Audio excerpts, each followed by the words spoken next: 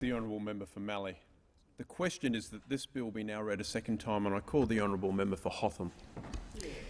Thank you. Deputy Speaker, one of the biggest policy challenges that we face in this parliament is the 800,000 Australians who are today out of work. And it has been to my enormous distress and frustration that even since I was elected to parliament 2 years ago, this problem has grown significantly worse. We've seen the unemployment rate in this country climb significantly since I was elected to parliament. For certain pockets of this country, for certain people who are living in Australia who have a looser connection to the labour market, such as young Australians, the problem has gotten dramatically worse. And, Deputy Speaker, unemployment is a profoundly important issue. For a Labor member of parliament, this is absolutely core to our mission. We know that the best way out of poverty is a job, and the fastest way into poverty is job loss. And so, Deputy Speaker, I just want to start by saying how critical it is that we talk in this parliament about this pivotal issue of unemployment. I have to say, Deputy Speaker, it's been with some disappointment that I have seen a real lack of discussion about this important topic in this chamber. The subject of the debate today touches, of course, on the support that we give to people who are out of work. But what I am waiting to see, Deputy Speaker, is the bill to come before this House, which talks about job creation and how it is that we are going to start to get these 800,000 Australians, many of them young people. 1 in 5 unemployed Australians today are young people. How we are going to get these people into work. Deputy Speaker, the subject of the bill today relates to the system that we've set in place to help connect people who lose their jobs back into work. So this is a critically important social justice issue. One of the things the evidence is very clear on in job loss is that the best indicator of how long someone will be unemployed is how long they've been unemployed for. What that means is that the quicker we can get people who lose their jobs back into work, that's the very best thing we can do for those people, because every day that they are unemployed for longer, it makes it that bit more and more challenging. So the system that we construct to help those people who lose their jobs instantly connect back into work, to get back on their feet, to give them the support and the skills they need to find a new job is incredibly important. So making this system work well is a very worthy goal, and it's something that Labor comes to the table to discuss with the importance of evidence in this, not ideology. We don't want to assess the strength of this system based on really unsubstantiated beliefs about what it may be like to be unemployed and what sorts of things we can do to help people, but rather look at the studies that have been done, look at things that we've tried in this system before, and look at what really does make a difference to people who are looking for work. So what principles will we use to consider legislation that touches on this really important area of helping people who have fallen out of work? I think the first one is that we should show real concern for these Australians who are struggling to find work. All of us as members of parliament talk to people who are struggling to find work. Every time in the last 2 years that I have done a mobile office or set up at a train station to talk to people I represent about what's worrying them, I will have a person who is struggling to find work, and the sense of incredible distress that they feel, the enormous impact this has on mental health and self-esteem cannot be overstated. This is intensely important, and it doesn't just affect the person, but their whole family generally is affected by their falling out of work. So I think we need to be frank that we need to be concerned about these people and provide them with support. The member who preceded me in this discussion talked extensively about the need for mutual obligation. Of course Labor supports the need for mutual obligation. We support it because that's the fair approach. It's fair that people who are getting benefits from government also give back to their community. But we support it, Deputy Speaker, because that's what's in the best interests of job seekers. One of the driving principles of all of this area of policy is that we need to push people a little bit, we need to help them, support them, and also push them a little bit to re-engage, because people who do fall out of work sometimes can start to slip through the cracks, and we can't allow that to happen, Deputy Speaker. So when we talk about mutual obligation, we need to be clear that this is not a punishment. It's not trying to penalise people who often through no fault of their own find themselves without work, but it's an important principle because it helps that person. So these are some of the principles through which we've looked at the proposals that have been put forward by the government in this bill. And using that approach, there are 3 aspects to the 6 changes that are being proposed that we support, and 3 that we do not believe are in the best interest of this system and that we will not be supporting. So, Deputy Speaker, I'll first talk through the aspects of the bill that we are supportive of. So, firstly, the bill seeks to allow job seekers' participation payment to be suspended when a job seeker fails to participate in an activity without a reasonable excuse from the instalment period in which the failure is determined, and not the following fortnight. And I'll decode that into English in a moment. And the second aspect is that the bill allows the job seeker's participation payment to be suspended immediately when the job seeker fails to undertake adequate job search efforts without reasonable excuse.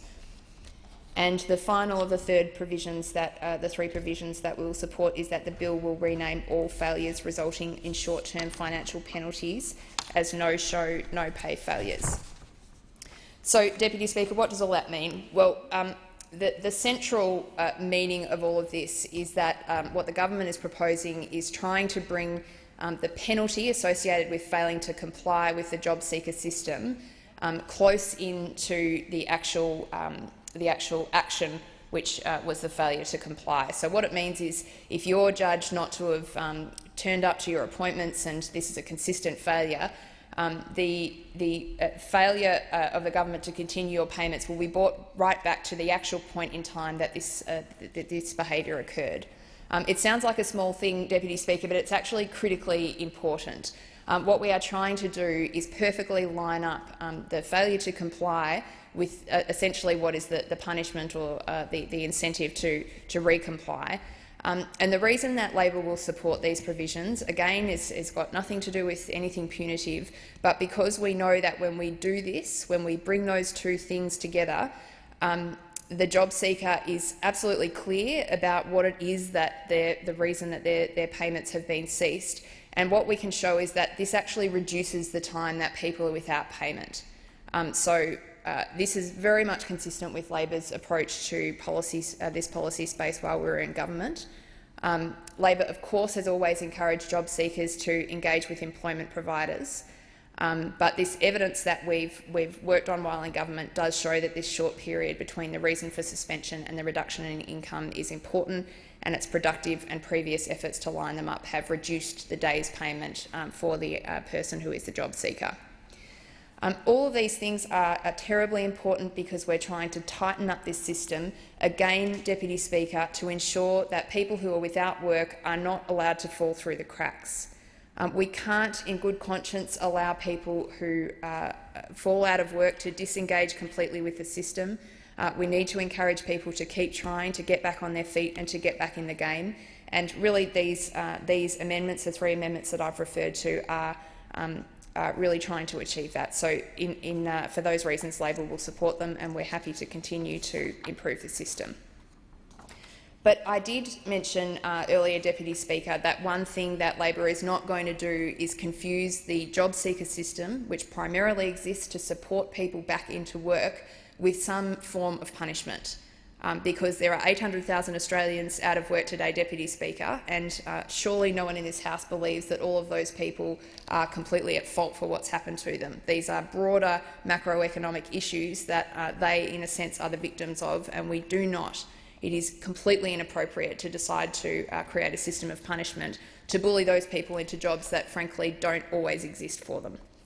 So, for those reasons, Deputy Speaker, there are 3 measures in this bill that we won't be supporting. We won't be supporting because we believe they're punitive, they're unfair, and they will have, frankly, terrible social justice outcomes, which will push more job seekers into poverty faster. So the 3 aspects of the bill that we won't be supporting, Deputy Speaker. The first is that this bill seeks to allow job seekers' participation payment to be immediately suspended if job seekers fail to enter into a jobs plan. So, Deputy Speaker, essentially what this means is that job seekers are presented by their service provider with a plan for how they are going to get back into work. And what the bill is seeking to do essentially is to say that if the job seeker does not immediately sign this plan, then their penalty will be that their payments are stopped, so they're left without any income. And, Deputy Speaker, the reason that Labor believes that this is unfair is because it just takes it too far, essentially. It seems incredibly unfair for us to ask a person who's fallen out of work that instantly on the spot they need to sign up to a plan that they have not had the time to take away and consider, that they haven't had the time to discuss with their family. We know often these plans actually recommend things that the job seekers not even meant to be doing. The Shadow Minister gave a good example of an older person who had fallen out of work who was asked to go into a work for the dole program. Now, under this, the person wouldn't have been able to have the time to take the document away, to consider it, to get advice and to speak to people. So I think the other aspect of this that we don't like is that there's just simply no evidence that this type of activity is going to encourage more people into work. What it's likely to do instead, Deputy Speaker, is take vulnerable people, force them into signing a document that they haven't had the time and the space to consider, and then result them in a failure to comply and for them not to have any income at all. And, Deputy Speaker, I just think that's patently unfair. The second aspects of the bill that Labor will not be supporting is the aspect that seeks to introduce a new penalty for job seekers who are deemed to act in an inappropriate manner. Now, Deputy Speaker, one of the critical issues which actually spans across the three measures that Labor will not support is just the lack of clarity around what exactly this means. And I heard the person from the other side who preceded me in the debate talk about what he believed was an inappropriate manner, but it's not defined in the legislation, Deputy Speaker. What the bill suggests is that the Secretary of the Department will have full power to define inappropriate manner. This will not be a matter of subject to parliamentary oversight. And so, Deputy Speaker, this is just a really problematic feature. We also know that the behaviour of the person deemed to be inappropriate is going to have to come through multiple different sources, perhaps from the person running the Work for the Dole program to the job services provider back into the arms of government. And, Deputy Speaker, we just don't believe that something that so lacks clarity should be handed over in terms of powers to the Secretary. And I just remind the House, of course, a lot of things that we do in this House allow a lot of latitude on behalf of decision makers and public servants, and sometimes that's appropriate. But let's remember that the end point of this is someone's income being taken away from them. Someone without any other income will be literally with no income. And these are people who have got rent to pay and food to purchase and families to support, Deputy Speaker. And so I think we need to set the bar a little higher than just allowing one senior public servant to define inappropriate behaviour and set up a system where we're going to see multiple points at which messages could get mixed and communication could be mixed up. So, Deputy Speaker, I think we need to work a little bit harder than that and be a little bit clearer about what is and isn't acceptable, and perhaps Labor will be willing to have that discussion if there is a bit more clarity. The final aspect of the bill that Labor will not be supporting, Deputy Speaker, is the provision that would allow job seekers who fail to accept work to not be able to have their penalty waived by re-engaging and undertaking additional activities, even if it would cause financial hardship. And, Deputy Speaker, in a sense, I've left the worst till last here, because I think this is such a good example of what we see so much of on the other side of the House, and that is this appalling treatment of job seekers without any acceptance that there are a lot of vulnerable people who are job seekers in this country, and we shouldn't set up a system which essentially punishes them for being victims of broader economic issues over which they have little or no control. So essentially the way the system works at the moment is that there is a discretion about whether someone's payments will be taken away from them, subject to the person agreeing to undertake additional activities. So if they miss a series of job appointments or they don't show up to their Work for the Dole program, there is the capacity for government to say, we're going to allow you to continue to receive your payments if you agree to do the following things.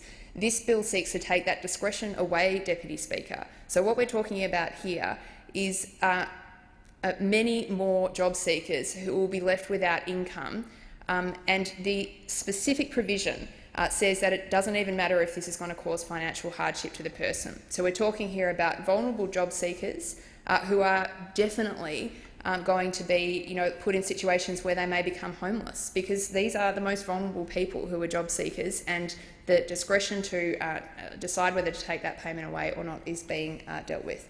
Speaker, we're always enthusiastic to engage in discussions about this important system, but unfortunately the three of the most significant aspects of this provision are simply unfair, and Labor will not be able to support them. Thank you. I thank the honourable member for Hotham.